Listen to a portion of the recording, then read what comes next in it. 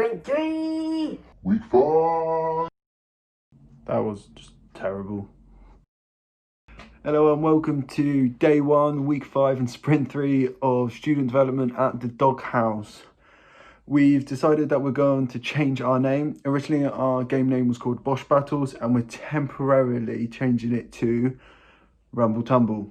Why I say temporarily is because it was a very close call. I won't say what the other name was, but it was a very close call between Rumble Tumble and another name. So because the game name is something that the whole team has to get behind. Like when we came up with the team name, the Doghouse, immediately everyone was like, yeah, that sounds good.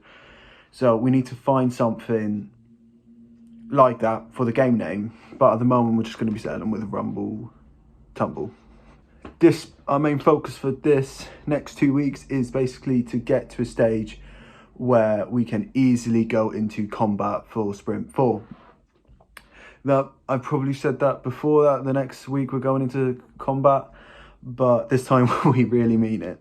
Harry, one of our designer, specifically systems designer, is working very close with animator Cameron and our programmer Matt to he's basically going to be creating a combat design document specifying everything that we want the combat to do and everything we don't want to do, so that when Matt goes on to making the combat mechanic, it's going to be a whole lot easier for him. Elliot and Cameron are moving on to modelling some weapons so we can have a variety of weapons as well. Patty and Ren are making mid-level models of the characters, so we're getting a better understanding of what they're going to look like once they're finished. I know I said that we're looking to do combat in sprint 4, but there is a possibility that we'll be able to do it in this sprint as well. Hopefully we will, because you know, the quicker you can get stuff done, the better. This week looks like it's going to be a very positive and very strong week, so hopefully it carries on.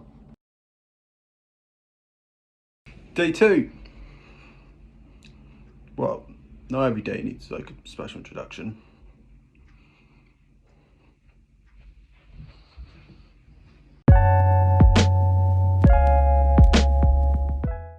And it was another day of working hard over at the Doghouse, another day of working from home. Those are becoming very regular and it doesn't look like they're going to stop anytime soon.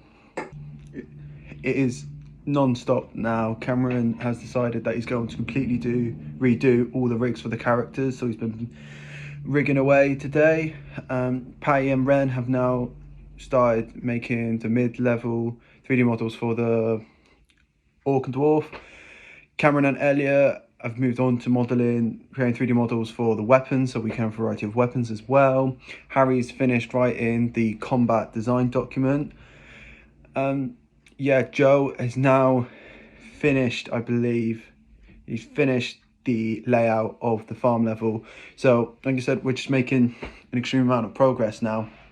And the progress has come at a great time because the next Monday we have our midterm review. Midterm review is something that happens for third, second years. I don't believe it happens for first years, but for third and second years you have 2 midterm reviews a year, obviously in the middle of the term.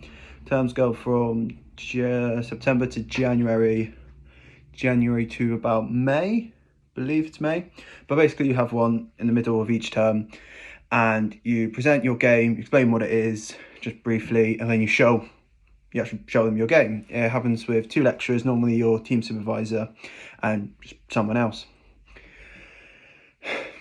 So they'll look at your game, say what they think about it, but the important thing is that they will give you a grade. There will either say green light, amber light or red light. Green light is basically absolutely fine, continue what you're doing, no problems. Amber light is your meh. Don't know how else to explain it. You're like, okay, but you need to make some serious changes here. This is how we suggest you do things. And then red light at this stage is you guys have gone down the completely wrong track. Restart. Sometimes it can even be, most times if you get a red light, teams in the past have kind of been like, okay, let's completely rechange game idea. And there's been some teams that have produced some great games from being red lit, you know. And there's been some teams who have produced absolutely awful games from being greenlit both times. So that's basically it for today, and I'll catch you guys up tomorrow.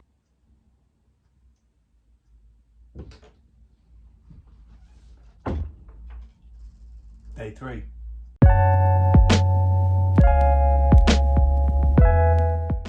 And with that, day 3 is done. Today was the day working complete from home. They're not going to stop anytime soon. Bit of a weird one today. A lot of people had their own individual lectures, so when a lot of people have their individual work and lectures, team production stops. But we are continuing to work in the little time that we have during the day. We're making great progress with movement now. That's nearly done. Harry's been making a build for Monday, and he's been getting he's creating a menu for that, and it's looking really amazing at the moment. Joe has been filling out some more stuff on our pitch documents about the levolution that's going to happen, because he's the level designer. Levolution is the evolution that happens within the level, so he's the best person to fill it out, obviously. He's also approaching the end of the farm level layout, which will be absolutely amazing once it's done. Cameron has now moved on to creating a new rig for the night. That's done now, and it's not incredibly different, but it's just more polished than the last one. You know, we were working off a rig that he'd done just quickly during the summer, and now that we have the Puppet Master plugin, he needed to refine it a bit and get it a bit more polished. Elliot and Cameron have been working on weapons, and now we've got a variety of weapons that look absolutely amazing. So now, not this build that Harry's making currently, but the next one, we're going to try and get combat in for, like the combat with the Puppet Master. And we're also going to try and get a variety of weapons in, so players can kind of decide what weapon they want to play with as well. This sprint is being really productive so far. The end goal of this sprint was basically to get to a stage where we could easily go into combat in sprint 4, because we're currently in sprint 3. But it's looking like quite a realistic possibility that we're going to be working on combat this sprint, which would just make everything so much easier, make everything go faster, and means we can do more playtesting. The more playtesting we do, at the end of the day, chances are the game will be better. And that is something that happens a lot with student games. From my personal experience, you don't really do much playtesting your first and second year. But that's mostly because of overscoping. You know, your students, you want to make the best game possible, but you just overscope it, and you have to realise games take time. So you need to create a small idea, and the lecturers and everyone else above you will tell you, you know, create a small idea. But if you like how I was in my first and second year, you won't listen. And your game shows that you just like overscoped, and yeah, you paid the price. But that is not happening this year. Scope is something that we've had very much in mind, especially myself, Cameron, Harry. Basically, everyone has had scope in mind. We sat down first, and we were like, even before we had the game idea, we were like, what do we actually want from this game? And the idea was we just want something fun at the end of the day. So that's basically it for today. I should hopefully have some news tomorrow in tomorrow's entry about maybe another build, but I have to wait and see how it goes tomorrow. Day 4. And week 5 is now officially over and done with. It's been an incredibly productive week, and it's looking up to be an incredibly productive sprint. A lot of today was just getting ready for our midterm review on Monday. I created the presentation for it. Cameron then helped me just like make it look a bit prettier. And then I've just been practicing a lot. Harry, Joe, Matt have been making sure that we've got a build ready for the midterm review on Monday, just so we have something to show. Because how we've decided to do it is we've got one version of the game with movement and combat without the Puppet Master plugin. Then we've got another version of the game with just movement, but it has the Puppet Master plugin. So what we're going to do is we're going to show them the old version, so no Puppet Master, and be like, hey, this is like how it's kind of going to be.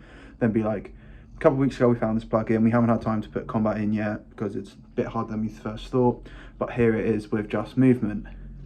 Elliot and Cameron have been working hard on weapons for the farm level. They are absolutely amazing now. All the texture passes for the characters are done now, so Patty and Ren are going on to 3D models, and it's been just amazing, really. And that's all I really have to say about this week. Next week is going to be a lot of finishing up the farm level, deciding how combat is actually going to look and feel, It's a lot of animation, a lot of combat systems designed by Harry. Matt's going to be touching up the rest of the movement and ragdoll. And yeah, can't wait.